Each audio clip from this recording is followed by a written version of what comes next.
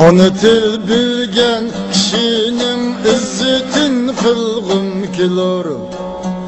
Ana til bilgen kişinin izzetin kılgım kilar.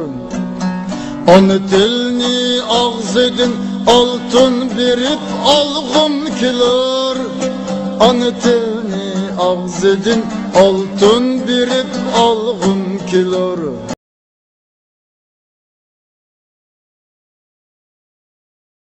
Şeyden sınırımız, onundan biri şeyden sınırımız biz degan şiirini okup verse sahneyi tepki kılaydı.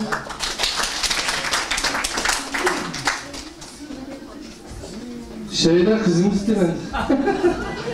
Her şeyde kadavanız yaxşı mı? Neçe yaş giydiniz? 5 yaş. Ben 5 yaşta biz kalktı be, kapanmaysınız. Ulandan 5 yaş. Tamam, gidelim. Bizi qaysi şiirini okup dursanız? İzni var. Yani bana okup bırak kızını.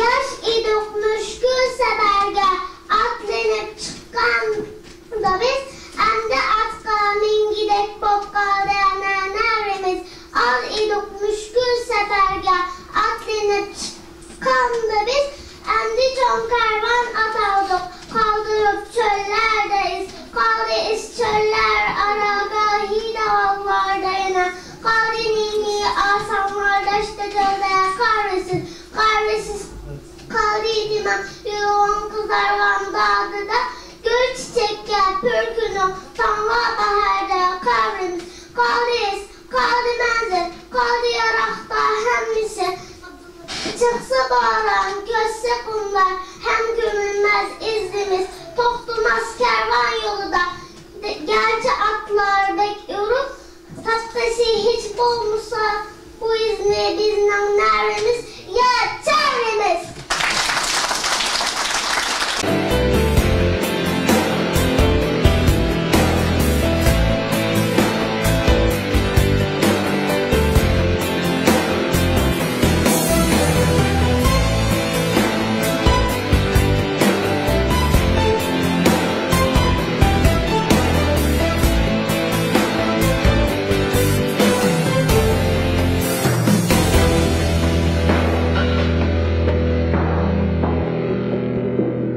Ana til, anan bergen til.